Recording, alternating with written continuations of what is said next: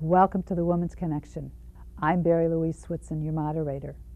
The Women's Connection is a program about events shaping women's lives and helping one gain authentic power on a personal or professional level. So won't you stay tuned? Welcome. It gives me great pleasure to welcome back Randi Altschul.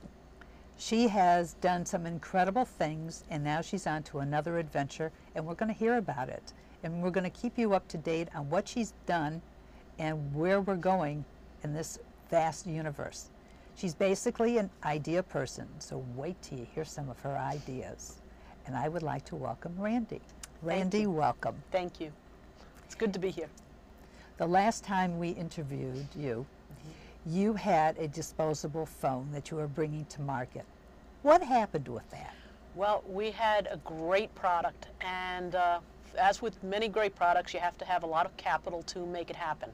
I had put everything I owned into the project and ran out of money at a certain point and needed some investors to come online. And unfortunately, the gentleman that who was touted to be the power broker of power brokers turned out to be one of the most infamous white-collar criminals of the 20th century. Anyway, he ended up scamming the company, allegedly, of everything that it had. And the company went under, and luckily I was able to pull the intellectual property out and put it into another company, and I expanded on all the IP, and it's in the process right now of being developed, and we hope that it'll actually hit the market sometime, within the next 2 years. Well, I'm kind of curious. You said you were able to pull out the patents. Did you go into bankruptcy, and was that part of the bankruptcy, or how does that work? Well, actually, the company went into bankruptcy, fully filed bankruptcy, and because the intellectual property was secured by the bridge loan, so it was actually not a part of the bankruptcy proceeding itself because it was secured, so it made it a separate entity so that the creditors could not touch it. The secured partners were the only ones who could touch it, and we convinced the secured partners to subsequently release the IP and sell it to us for the new company in exchange for preferred stock in the new company so that we could develop this stuff further. That's fantastic. There's so many things you got to remember and how to do it. But let's just backtrack 1 second. Sure. How did you come up to develop the disposable phone? Just a quick refresher. And what else have you got down the pipe? Well, as with most of my ideas, they just pop into my head. And I don't know where they come from, but I'm just thankful that they keep coming up. In that particular case, I was driving my car and I kept losing the cell site for my conversation, and I was frustrated. So being, I guess, a toy inventor at heart, I just said, well, I want to make this thing cheap enough like a toy so I could throw it out the window. And that's where the idea came from, and it just kept escalating from there. You also have under your belt the huggable, wait a minute, it's not called a huggable. Lots of hugs. Lots of hugs toy, and you want to show it to us because I think this is really exciting of where it's been in the world. Sure. This is the Wait, can you zoom out a little for her? I could bring it up. Can you see it from that angle? Yeah. Okay, go ahead. Okay, this is, I created this technology. I was awarded actually 2 patents on this for a huggable stuffed animal. It has the ability, you put your arms into its arms and you give everybody a hug, which is great. And what we did was we introduced this past year for the U.S. Olympics. And as you can see here, I don't know if you could get a close-up of it, this was the United States U.S. Olympic Committee for the Beijing Olympics. And it was great. We sold out, I think it was 1,100 units in 3.5 minutes on QVC alone. And it's been a lot of fun. So what we are actually putting together, see, let me back it up. Instead of just licensing products, which I've licensed a couple hundred over the past 20 years, I'm now positioning products as their own company, and this is part of the Lots of Hugs company, by which we plan on doing send a hug to somebody you love. So instead of sending just flowers, you could actually send a hug. And we have a whole line of different characters and everything. And from there, we're actually going to be developing a television show based off it for Lots of Hugs around the world. So it's a lot of different variables, but it's fun. That is so exciting. Now, after your company went belly up, you found yourself in a position where you also lost everything. Oh yeah. And why don't you tell us what you did? I mean, that's devastating to lose everything that you've been looking, to build, to create, and your financial status. What happened next? Well, it was more than just that. About 2 months after I hired this gentleman, and I use the word loosely, after I hired this person to run everything, my mom got diagnosed with a brain tumor. So obviously your priorities shift, and I'm thinking this guy is a gift from God. He's going to run the company.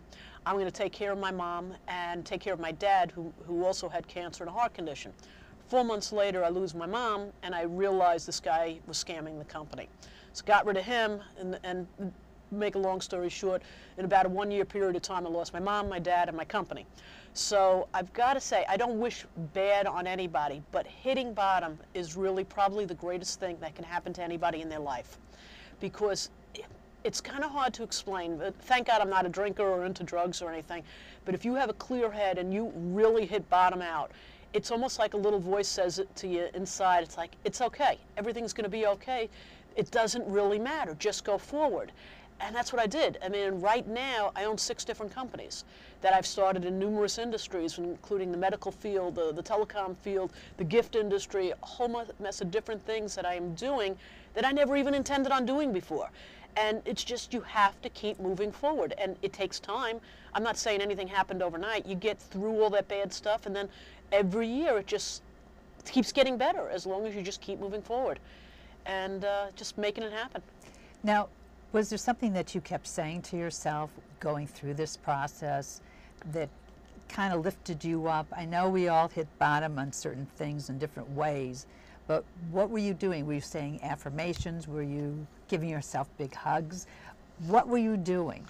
I'm a workaholic, so I guess I just kept working and building, and I'm not going to say that every day I didn't say I want to shoot myself, but you get through it and you say that you just keep moving forward. And I guess I'm nosy. I can't wait to see what tomorrow brings.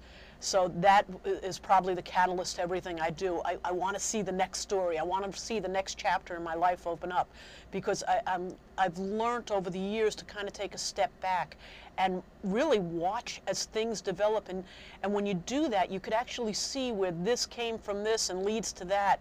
And it's amazing how everything is connected, but you don't realize it when you're going through it. But once you start realizing how that is really how life happens and plays out, you kind of start to enjoy the ride, and it's a lot of fun. Well, you were also saying that during this process you had said something that you got a message from your mother. Oh yeah. To do a special project. So why don't we hear about that? I don't know what your belief factor is. Everybody believes different things, but all I can tell you is my mom has visited me probably half a dozen times in my dreams. And on one of the dreams that she visited me, and it's very fleeting, but the reason I know the difference between a visit and a dream is dreams are fading. They fade away. But her visits, my God, I remember every detail of them, even though they only last a few seconds. But every detail is there. And on one of the visits, I remember it was about 2003, as things were still difficult. I had actually filed my own personal bankruptcy after the bankruptcy for the company, because I was carrying $3 million in debt for the company. So after that time, things were just crazy. So I think it was 2003, if I'm not mistaken, it was one of my visits that my mom had made, and I was talking to her in a common way that we used to when I was a kid. We had, at that time, we had an unfinished basement, and I'd be working out or working down in the basement. Mom was always sitting on the stairs talking to me, and it was our quality time. She was my best friend. And during this dream, she visited me in the same way, and I remember asking her, am I ever going to be a success again? And she looked at me and smiled in that beautiful smile, like that knowing type of look. Didn't say anything, but I woke up instantly, and I knew this story that was in my head, and it became a book. And I knew the name, which is Sorry, You Can't Enter Heaven. I knew the beginning and the ending, and it was a little fuzzy on the details in between.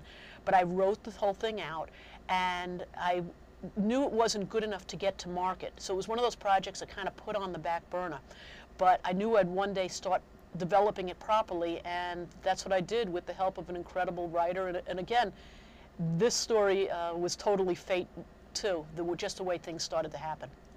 Well, one of the things you said when we were talking off camera is that you're an idea person. You have no idea how things work, but yet you create all these marvelous gadgets and ideas and projects, and you said you surround yourself with the people who make them work.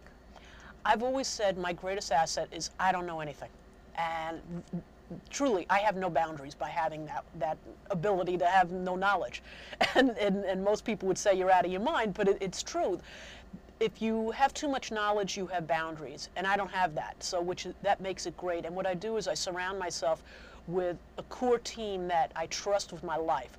And these people are a lot smarter than me, make me look really good. So when I create anything, whether it's a toy product, a technology product, a medical product, a book or anything, I just put it in the hands of the people that know how to execute, and we work to make it happen as a team. How did your book happen to come into fruition?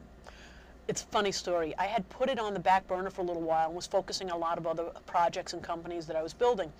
And clearly by accident, I was over somebody's house and I'm looking at a Costco circular.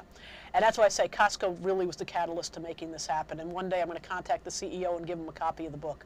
But anyway, I was reading a Costco circular, and in there was a story on a ghostwriter. Funny, a ghostwriter, and I got the story from a ghost. But anyway, there was a story about a ghostwriter by the name of Eva Schur. And I'm one of these people with a lot of chutzpah. I don't care who I call. So there was a telephone number there, and I called her.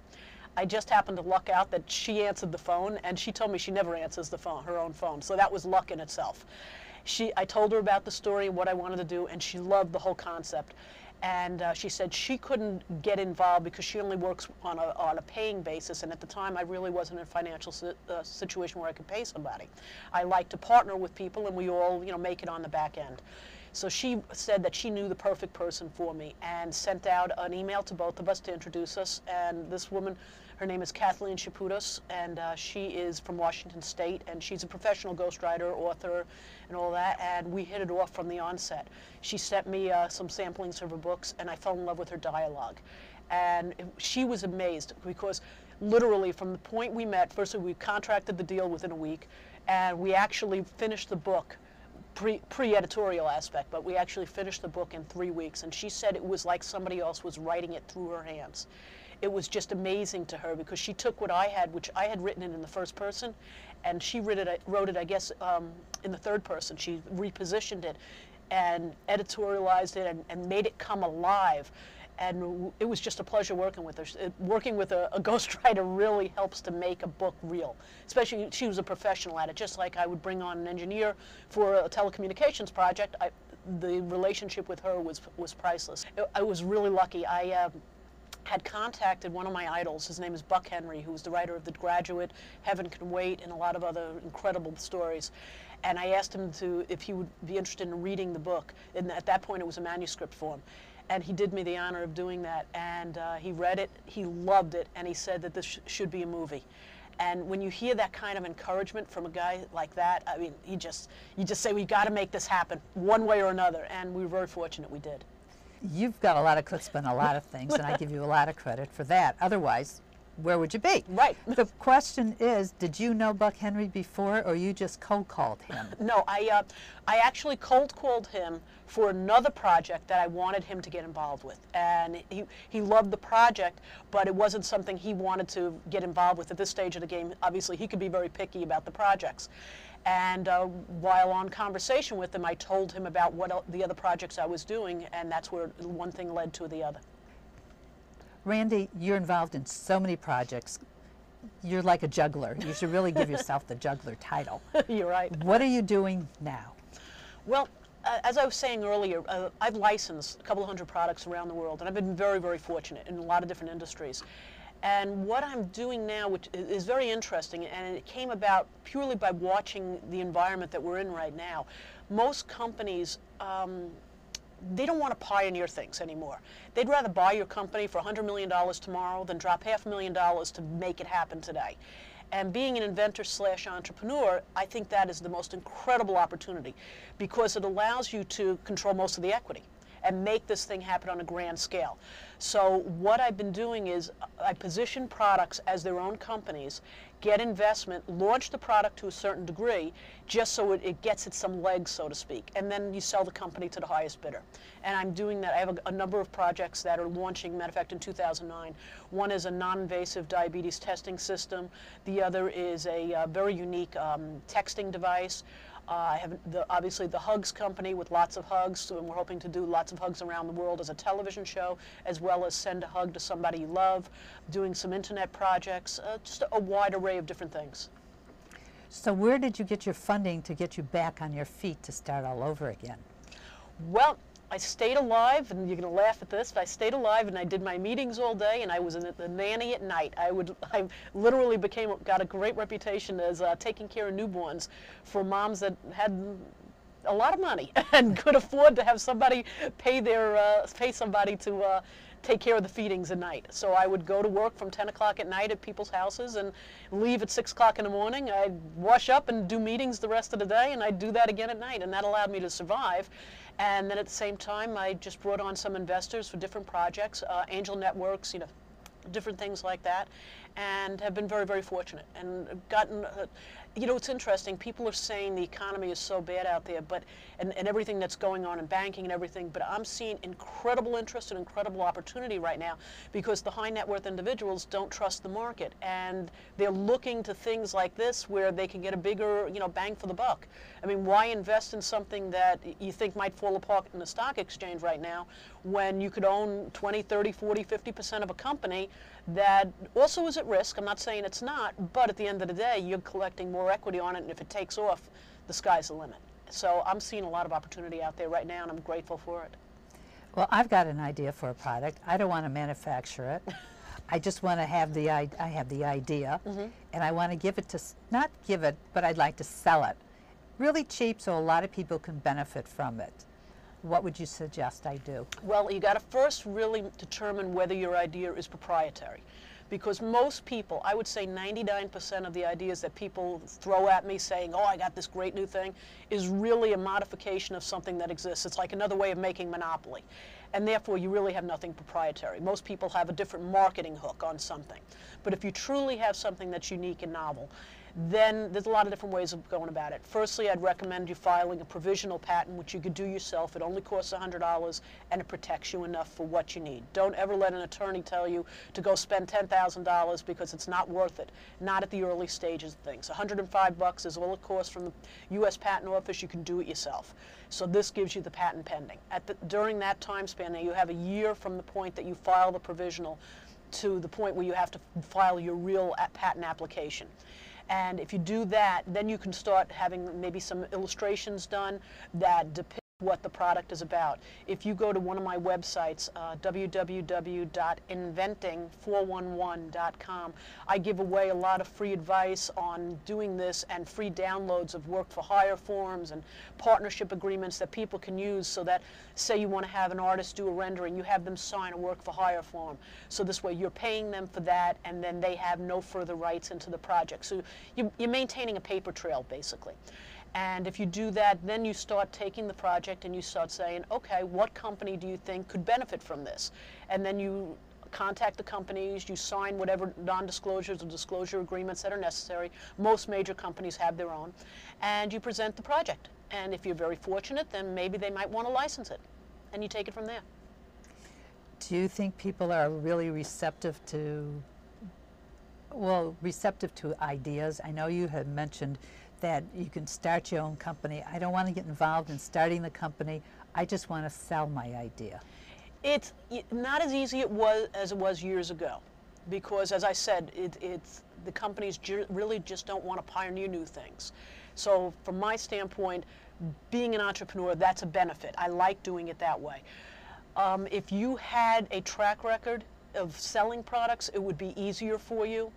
Without that, I'm not saying it's going to be easy. It's just like anything else. If you want to be a model, you want to be an actress, you got to hit the pavement and you've got to work for it. But there are companies that will license from you. It's just a matter of finding the right fit. Well, that's encouraging. Yeah, it's definitely doable. I mean, I do it all the time. But as I said, it's also different from you going to a company and me going to a company, because quite frankly, I mean, not boasting of my ego, but I look good on paper because of all the products I've licensed around the world. So they know that if I'm contacting them on a particular project, there's going to be something there. I'm not just wasting their time. If, you know, Joe Schmo just contacts them out of the woodwork and may not have, even though they may have a great project, but may not have a track record or anything that substantiates who they are and what their abilities are, it may be a little more difficult. But, you know, that's a hurdle worth overcoming. Just because something's difficult doesn't mean you don't do it. Those are the greatest success stories, is when you just keep going when everybody else tells you no. And that's the stuff I love. Make it happen. Conceive it, believe it, achieve it. If you believe in it, then you're the only one that can make it happen. How much do you attribute to your success to your education? I have probably the strangest background that you'll ever find. I left school the first week of 7th grade, and I never looked back. They found out I had a pretty high IQ, I guess, back then. I was really smart when I was 12. I'm a disaster now. But I think the more I'm around people, the stupider I get. And I don't know if stupider is a word. But it's just, it rubs off on me, I guess, sometimes. But I guess from a frustration level. But I've been very fortunate. I got away with a lot of murder because I was given the opportunity to get private tutored in any subject I wanted by the Board of Education because they felt I had a very high aptitude for anything I wanted to do. And I was literally given any subjects I wanted, and basically, give me the book, I'll get an A. I can't get spoon-fed information. And I just continued with that. I actually took a couple classes my senior year because a friend of mine convinced me, who was one of my tutors, convinced me to come back and take his classes. But it was very tough to adapt to getting, again, spoon-fed information, but I did it. And then I clept through, you know, the college level examination program. I clept through some of the programs at school for college, but at that point I had no interest in going to college. I guess I was a free spirit. And during that time span, I was more into the martial arts than I was into anything else. And I just never needed the formal training because I never wanted to work for somebody. One of my brothers always tells the story. Apparently, now I don't remember this, but apparently when I was about 4 years old, people would say, "What do you want to be when you grow up?" And I used to apparently always tell them that I wanted to be a millionaire, but I was going to use my brain to do it. I wasn't going to do it the way everybody else did. So I've been very lucky because I actually broke my first million when I was 26. So I've been very fortunate and lost everything by the time I was 40, but because of the disposable cell phone. But I'm in the process of getting it all back, which is a good thing. It certainly is a good thing. Well, how old were you when you came up with your first patent? First product that I did probably when I was around 12 or 13 years old. I probably did, you know, first projects then, but actually didn't get into the patenting phases until I guess the late 80s, early 90s. That's when I started getting heavily involved in that. Yes, a lot of the things were proprietary and could have been patented, but didn't actually go forward with that. Companies would do that type of thing, the companies that I would license things to. But it was not something I was delving into real heavily until I started expanding my own companies. What's the first product that you brought to market? And how old were you when you did that? You said you were 12, but what was it that you brought to market? Oh, first one brought to market were actually a bunch of games. Well, I don't even know if they actually hit market, but the first projects that I did from a business level were a bunch of games for the ABC Children's Television Network.